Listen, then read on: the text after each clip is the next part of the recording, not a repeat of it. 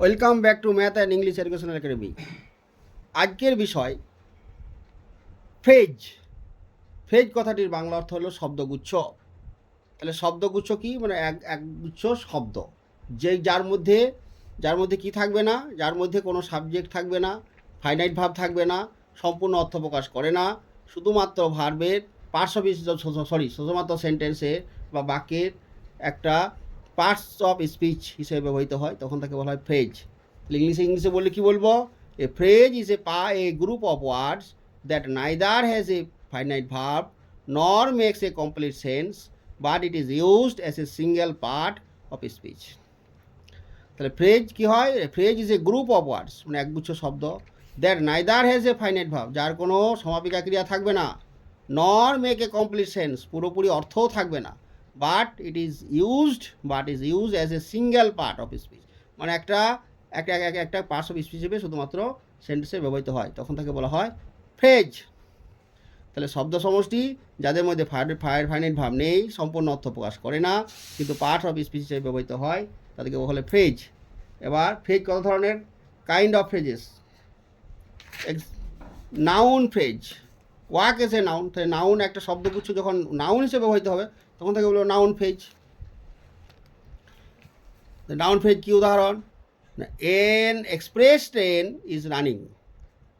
তাহলে ভার্বের সাবজেক্ট হিসেবে কী ব্যবহৃত হচ্ছে? An express train. এই শব্দগুচ্ছটা হচ্ছে noun phrase. I know how to do this. I know, এই যে নো ভার্বের অবজেক্ট কি না, হাউ টু ডু দিস, এটা হলো অবজেক্ট হিসেবে ব্যবহৃত হয়েছে। তাহলে কী হয়? নাউন কী হয়? ভার্বের সাবজেক্ট অথবা অবজেক্ট হিসেবে ব্যবহৃত হয়েছে, তাহলে এটা হচ্ছে noun phrase. It is a beautiful flower. It is, এই যে ইজ ভার্বটা, ইজ ভার্বের অবজেক্ট হিসেবে কী ব্যবহৃত হচ্ছে? এ বিউটিফুল ফ্লাওয়ার, এটা হলো নাউন ফ্রেজ। এবার অ্যাডজেক্টিভ ফ্রেজ। অ্যাডজেক্টিভ ফ্রেজ হিসেবে কি না, the man is on the stage is a teacher. তাহলে এখানে the man on the stage, তাহলে এখানে সেন্টেন্সটা কিছুটা উজ্জ্ব আছে। তাহলে আমি যদি বলতাম the man who is on the stage is a teacher, তাহলে who is on the stage, এটা উজ্জ্ব আছে, who is on the stage. তাহলে এই যে অন দ্য স্টেজ, এটা কী ব্যবহার হয়েছে?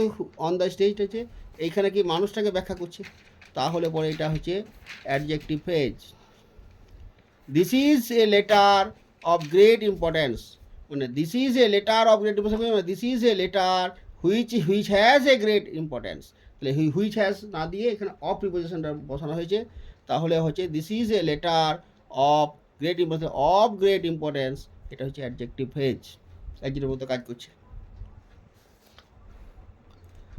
Adverbial phrase, work as an verb.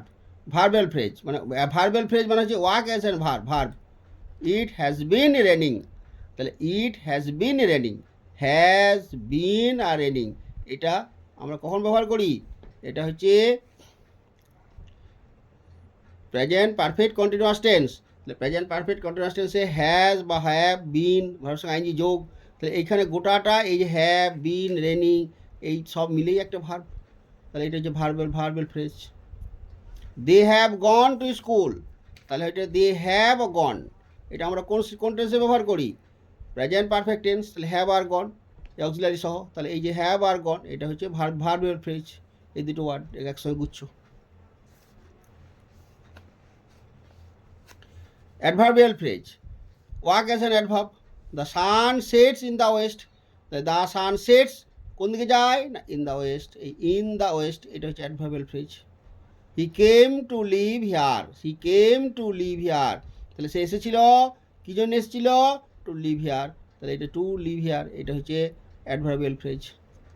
Do it with care, do it with care, না কেয়ারফুলি, ডু ইট কেয়ারফুলি, তাহলে উইথ কেয়ার, এই উইথ কেয়ার মানে হচ্ছে কেয়ারফুলি, তাহলে আমরা ব্যবহার করি, তাহলে উইথ কেয়ার এটা হচ্ছে অ্যাডভার্বিয়াল ফ্রেজ। এবার প্রিপোজিশনাল ফ্রেজ, তাহলে প্রিপোজিশনাল ফ্রেজ মানে নাম থেকে বোঝা যাচ্ছে যেটা প্রিপোজিশনে ব্যবহৃত হয়, কাজ করে। Act as an preposition.